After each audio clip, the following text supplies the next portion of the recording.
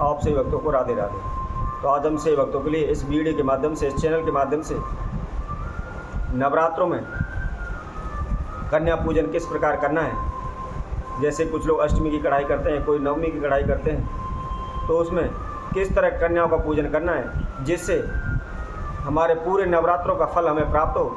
माता रानी की कृपा, कुल देवी की कृपा सदैव हमारे ऊपर बनी रहे तथा हमारे जीवन में जो भी बाधाएं आ रही हैं, जो भी समस्या आ रही हैं, जो भी रुकावटें आ रही हैं, उनसे हम किस प्रकार छुटकारा पा सकें, किस प्रकार हमारे धन्य धान में लाभ हो, किस प्रकार माता रानी सदैव अपना आशीर्वाद हमारे ऊपर बरसाए रखें।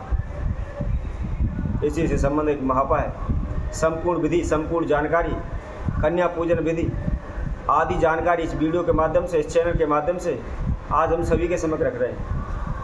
तो जो भी भक्तजन इस वीडियो को देख रहे हैं, संपूर्ण देखें, आखिर तक देखें, किस तरह पूजन करना है, किस विधि अनुसार करना है, इसकी संपूर्ण जानकारी सुनें। और जिसकी भक्तजन ने हमारे चैनल को सब्सक्राइब नहीं किया वो सर्वप्रथम सब्सक्राइब करें, लाइक करें तथा कमेंट बॉक्स में जाकर के राधे राधे अवश्य लिखें। तो जैसा कि हम आप सभी से कह रहे थे, नवरात्रों के समय पर जो भी अष्टमी की कढ़ाई करता है, कई लोग नवमी की कढ़ाई करते हैं, जैसी जिनकी भी कढ़ाई का टाइम होता है उस समय पर वह कन्या पूजन करते हैं। तो कन्या पूजन करते समय किन बातों का ध्यान रखना है, कन्या पूजन करते समय किन वस्तुओं का विशेष ध्यान रखना है, कौन सी काम करने हैं, कौन से कार्य नहीं करने, इसकी संपूर्ण जानकारी हम आप सभी को बताते हैं। कुछ लोगों को आपने देखा होगा, सुना भी होगा, कुछ लोग पूरे नवरात्रि के व्रत नहीं रख पाते, तो कहते हैं माता रानी का जोड़ा रख लीजिए, उसी में माता रानी खुश हो जाएगी। परंतु व्रत रखते समय वह क्या करते हैं, आखिर के जो 2 व्रत होते हैं उन 2 व्रतों को रखते हैं, कहते हैं जोड़ा हो गया। परंतु ऐसा नहीं है। यदि हम जब प्रारंभ ही नहीं करेंगे तो संपूर्ण कैसे करेंगे।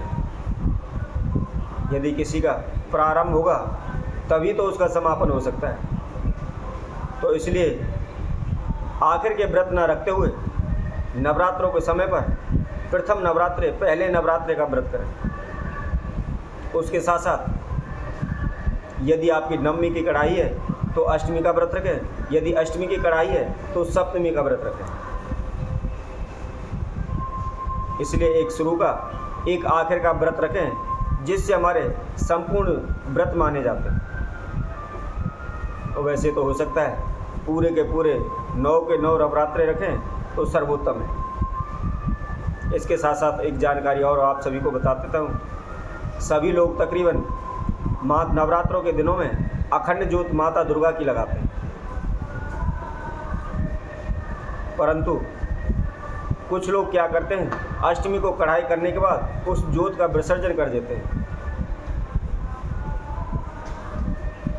तो मैं उन सभी से कहूँगा, यदि आपने अष्टमी के दिन ही ज्योत का विसर्जन कर दिया है, ज्योत को हटा दिया है, तो वह नवरात्रे कैसे हुए। वो तो केवल 8 ही दिन हुए। नवरात्रे माता रानी के 9 दिन होते हैं। इसलिए आप कढ़ाई अष्टमी की है, आप कढ़ाई अष्टमी को कर सकते हैं, भोग लगा सकते हैं, कन्या पूजन कर सकते हैं, परंतु जो माता का स्थान है, जो ज्योति है, उसको नवमी के दिन, तिथि के दिन ही हटाएं, पूरे 9 दिन तक चलाएं। ऐसा करने से पूरे नवरात्रों का फल हमें प्राप्त होता है। माता दुर्गा का आशीर्वाद, माता कुलदेवी का आशीर्वाद सदैव हमारे ऊपर बना रहे। इसके साथ साथ कई लोग अपनी कुल देवियों पर जाते हैं, उनके दर्शन करने के लिए जाते हैं और दर्शन करते समय वहीं से नारियल चुन्नी श्रृंगार लेकर के चढ़ा देते हैं। तो मैं उन सभी से कहूँगा, यदि आप अपनी कुल देवी पर जाते हैं तो सर्वप्रथम नारियल चुन्नी श्रृंगार अपने घर पर रखें। माता रानी की घर पर अरदास करें, प्रार्थना करें कि हे माता, मैं इस गोत्र से, अमुक नाम से, मैं आपके नाम की ये अरदास लगा रहा हूँ, मैं आपके दरबार में, आपके दर पर आऊँगा, आप इसे स्वीकार करें।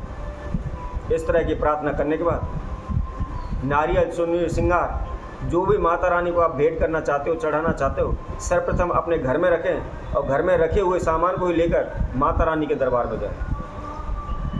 तो वह उसकी संपूर्ण हाजिरी आपको प्राप्त होगी, माता रानी की संपूर्ण पूजा होगी। यदि आप वहीं से लेके चढ़ा देते हैं तो उस माता की कृपा हमारे घर तक नहीं आती, हमारे गृह में प्रवेश नहीं करती। इसलिए सर्वप्रथम घर में आह्वान करें, घर में माता को बुलाएं, उसके बाद फिर उस श्रृंगार को आप लेकर जाएं। ऐसा करने से निश्चित ही हमारी पूजा संपूर्ण होती है। अब हम आपको कन्या पूजन किस प्रकार करना है, किस विधि अनुसार करना है, इसकी भी जानकारी बताते हैं।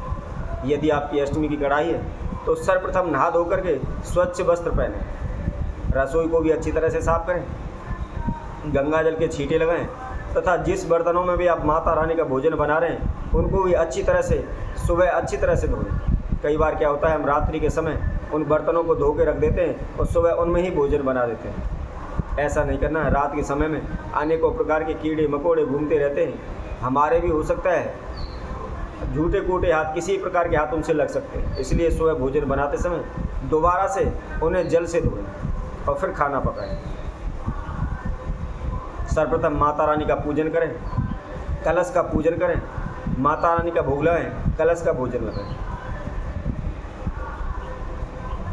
उनका भोग लगाने के बाद कन्या बनाएं, कन्या के साथ साथ एक लड़का अवश्य जमाएं, क्योंकि आप सभी को पता होगा कि 9 देवियों के साथ भैरव का होना अति आवश्यक है। भैरव का भोग भी संपूर्ण लगना चाहिए। यदि आप कन्या पूजन करते समय कन्या का पूजन करते हैं, भैरव का पूजन नहीं करते, उसका भोग नहीं लगाते हैं, तो वह भी माता रानी की अधूरी पूजा होती है, संपूर्ण पूजा नहीं होती। इसलिए 9 कन्याओं के साथ साथ एक भैरव अवश्य बुलाएं, एक लड़का को भोजन अवश्य कराएं। सर्वप्रथम उनको घर पर बुला करके सभी कन्याओं के भैरव के पैरों को धोएं। पैरों को धोने के बाद उनको कुशा का स्वच्छ आसन दें, आसन पर विराजमान करें और उसके बाद सभी कन्याओं का प्रथम पूजन करें। उनके रोली कुमकुम का तिलक करें, कलावा मूली धागा उनके हाथों पर बांधें तथा उनके पैरों को स्पर्श करें। इसके बाद हलवा, पूड़ी, चने, इसके साथ साथ हो सके दूध से बनी हुई कोई भी मिठाई अवश्य खिलाएं, क्योंकि माता रानी को मेवे से बनी हुई, खोवा से बनी हुई मिठाई अत्यंत ही प्रिय है।